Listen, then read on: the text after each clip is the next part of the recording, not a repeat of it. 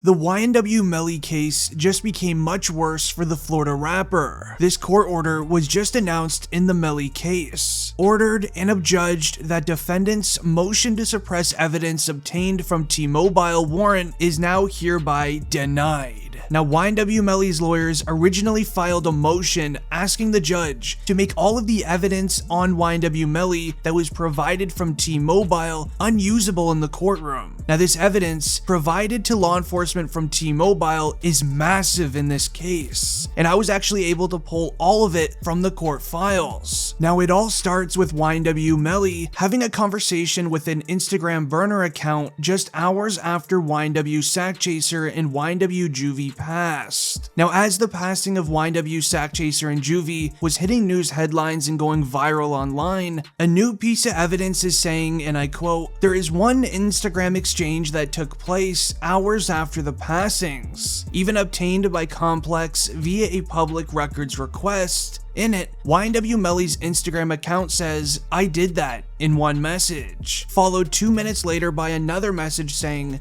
'Shh.' Now, the timing of these Instagram DMs will be used by the state to make the case that those messages amount to an admission of YNW Melly's guilt, as these messages were sent only hours after the two rappers passed. A few messages later, the man that YNW Melly was speaking with messages Melly once again, messaging him saying, 'There's a Sig 9 on the market.' Now, the state will likely assume that a Sig 9 is slang for some sort of firearm on the streets, as YNW Melly replies to this message saying, 'I want it.' Law enforcement will try to match the firearm shells that were found at the scene of the crime to what they believe is a Sig 9 after more investigation. Now, the next piece of evidence in the court files is actually a timeline of how the two rappers passed. At roughly 3:30 a.m., YNW Melly was leaving a recording studio with Bortlen, Sackchaser, and Juvy. The four rappers hop inside of their Jeep, and YNW Bortlen was the driver of the vehicle on this night. He had YNW Melly sitting directly behind him, leaving YNW Sackchaser and Juvy on the opposite side of the vehicle. Now, while driving home, YNW Bortlen drove the vehicle into a side parking lot. Now, with the vehicle sitting in park, law enforcement believe that YNW Bortlen created a distraction inside of the car, while YNW Melly did the act towards Sackchaser and Juvy. Now, thanks to law enforcement's friends over at T-Mobile, they were able to use YNW Melly's cell phone as a GPS tracking device the entire time. They realized their Jeep was sitting in this parking lot for roughly 30 minutes and didn't move. That same GPS evidence then showed YNW Melly stepping out of the Jeep. He was then walking around it in a circle twice before hopping back in. Mind you, YNW Melly's iPhone is sitting in his pocket. Now, the theory is that YNW Melly stepped out of his car, used the firearm towards it, making it appear as if they just went through a drive-by from a rival street member. Now, after some time passed, YNW Bortlen then drove Sackchaser and Juvy to the local hospital. Meanwhile, YNW Melly was then seen on GPS sprinting home on foot down the street. Now, YNW Melly's phone revealed most of the evidence in this case. In more evidence files, it states, these particular cell phones, which were both iPhone 10s, were on the T-Mobile network. And so T-Mobile has a very interesting feature where it will tell you the environment the cell phone is in. So from these cell phone records, I can tell you the exact moment demons got out of the car and staged the drive-by location. Also, on YNW Melly's cell phone, they found a video on it. Now, the evidence reports state, and I quote, "Then also, we have a video of Mr. Demons admitting to doing an act towards two individuals in the head. This video was on Mr. Demon's cell phone, which was brought to my office by Jameson Francis, and that's how we had that, and that is all of the evidence that Your Honor has." Now, with only the courtroom seeing the video, sources say on YNW Melly's cell phone, there is a 15-second video.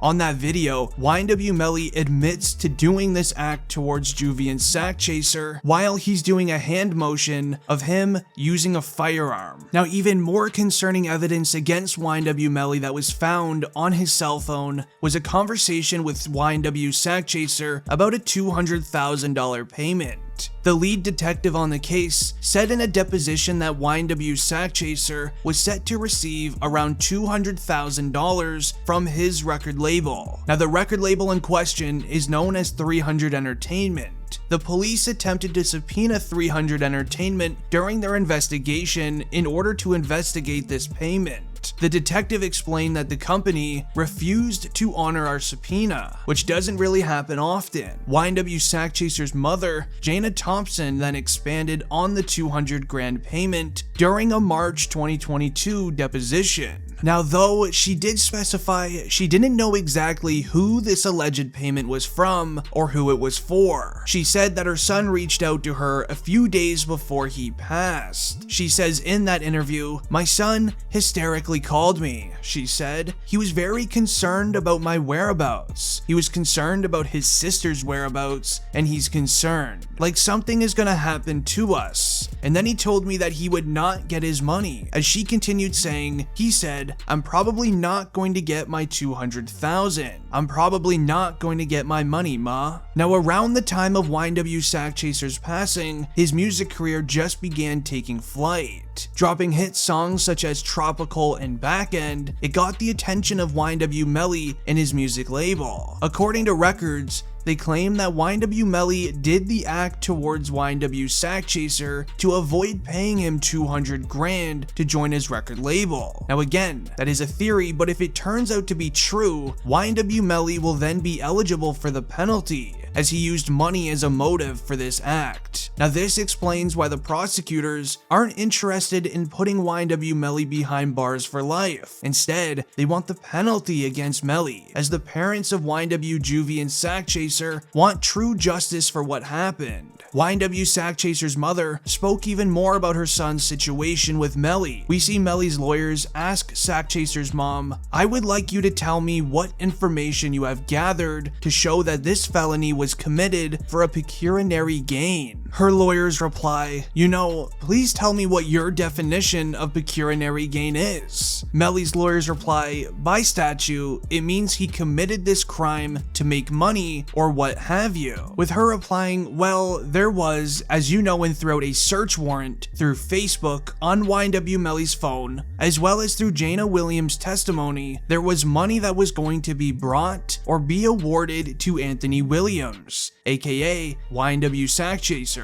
Mr. Williams was supposed to get $200,000, and that was in text messages and also, I believe, in Facebook messaging. As well as the mother's testimony, that money apparently was never obtained by Mr. Williams. Melly's lawyers then ask, "Okay, do you know who was going to allegedly pay that $200,000 to Mr. Williams?" They reply, "Well, I believe it was going to come through the record label. How it's paid out, that I don't know." Now, all of this information was released to the courtroom on March 2022. After this evidence was released, this photo of YNW Melly was then taken. Now, as seen from this photo, YNW Melly doesn't really look like YNW Melly anymore. Melly's reaction in court from witnesses say that he seemed very nervous. YNW Melly in court at this time was being told that his trial is being pushed back until May 23rd. It was pushed back due to this large sum of evidence that I shared earlier. YNW Melly and his lawyers now need to come up with a defense against it, and it's almost seeming as if they did, as this now brings us into the most recent court hearing of YNW Melly. Now, in the month of May, YNW Melly's last court hearing was very emotional. It was just announced over a week ago, the YNW Melly trial for the passing of YNW Sackchaser and Juvy has officially begun. Currently, it's in the jury selecting phase. This phase could take anywhere from 1 to 5 weeks long. A few days after this hearing, YNW Melly announced on his Twitter account, "To all my loved ones and close friends, I want to let everyone know my phone privileges have been revoked and I am no longer allowed to call or have video visitation. That is the reason why no one has received any calls from me. But do not worry, I am in great spirits." Now, just weeks before YNW Melly's trial was beginning, the Florida rapper ran into an altercation inside of jail. This is where reports were released of YNW Melly being placed in solitary confinement after an altercation inside of jail with another rapper named Rico Reckless from Chicago, Illinois. They are both awaiting their trials to begin.